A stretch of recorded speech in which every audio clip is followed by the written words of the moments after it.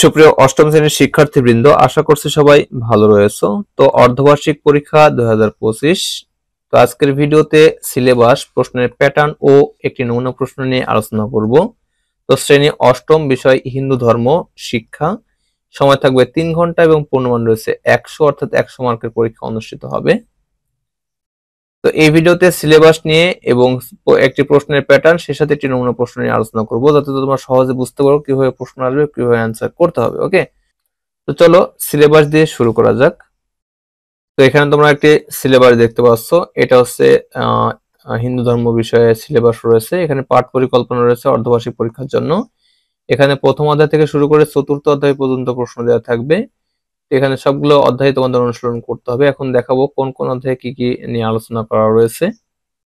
তো এখানে প্রথম অধ্যায় রয়েছে ঈশ্বরের স্বরূপ সম্পর্কে, দ্বিতীয় অধ্যায় রয়েছে ধর্মগ্রন্থ, তৃতীয় অধ্যায় রয়েছে হিন্দু ধর্মের স্বরূপ ও বিশ্বাস, এবং সবশেষে চতুর্থ অধ্যায় রয়েছে নিত্যকর্ম ও যোগাসন। তো এই 4টি অধ্যায় থেকে তোমাদের এই অর্ধবার্ষিক পরীক্ষায় প্রশ্ন থাকবে। ওকে, তো চলো একটি প্রশ্নের প্যাটার্ন দেখে নেই কিভাবে প্রশ্ন আসবে।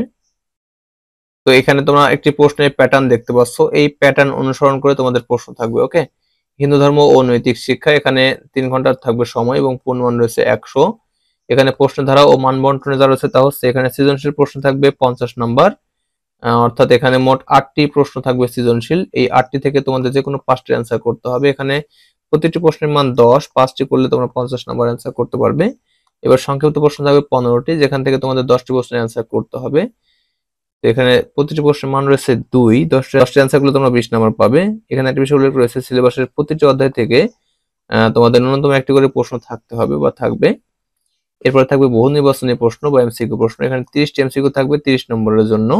এখানে 30টি এমসিকিউ থাকবে, সবকটির প্রশ্নের মান 1 এবং সবকটির উত্তর দিতে হবে। এখানে 30 নম্বর অ্যান্সার করতে পারবে যদি 30টি অ্যান্সার করো। ওকে, তো সিলেবাসের অন্তর্ভুক্ত প্রতিটি অধ্যায় থেকে ন্যূনতম 2টি করে প্রশ্ন থাকতে হবে, অর্থাৎ তোমার সিলেবাসে যে অধ্যায়গুলো রয়েছে প্রতিটি অধ্যায় থেকে 2টি করে এমসিকিউ থাকবেই। ওকে, তো এই সহ বাকিগুলো মিলায় তোমাদের মোট 30টি এমসিকিউ দেওয়া থাকবে।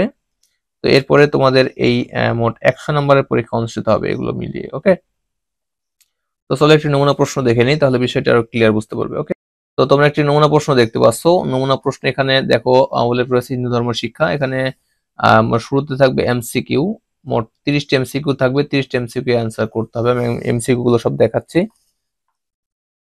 তো তোমরা দেখো এখানে মোট 30টি এমসিকিউ রয়েছে। এই 30টি এমসিকিউ এর সমাধান তোমাদের করতে হবে, এখানে বাদ দেওয়ার কোনো সুযোগ নেই। ওকে, এরপর রয়েছে সংক্ষিপ্ত প্রশ্ন। এখানে সংক্ষিপ্ত প্রশ্নের মান রয়েছে 2 করে।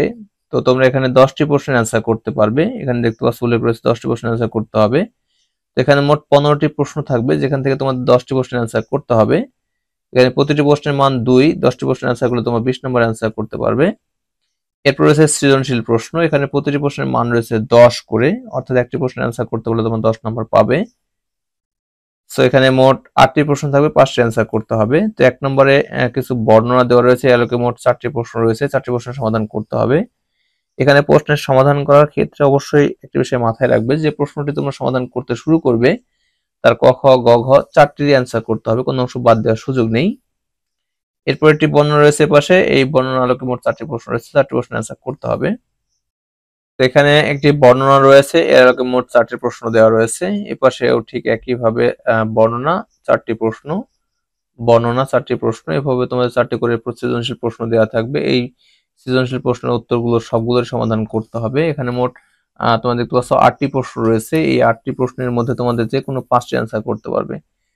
তো এই 5টি অ্যান্সার করলে তোমাদের এই 50 নম্বরের অ্যান্সার করা হয়ে যাবে। ওকে, তো এই প্যাটার্ন অনুসরণ করে তোমাদের পরীক্ষায় প্রশ্ন দেওয়া হবে। তো পরীক্ষার প্রশ্নের বিষয়ে কোনো সাজেশন চাইলে অবশ্যই কমেন্টে জানাবে, তাহলে তোমাদের কমেন্টের উপর ভিত্তি করে নেক্সট টাইম ভিডিও নিয়ে আসবো। কেমন?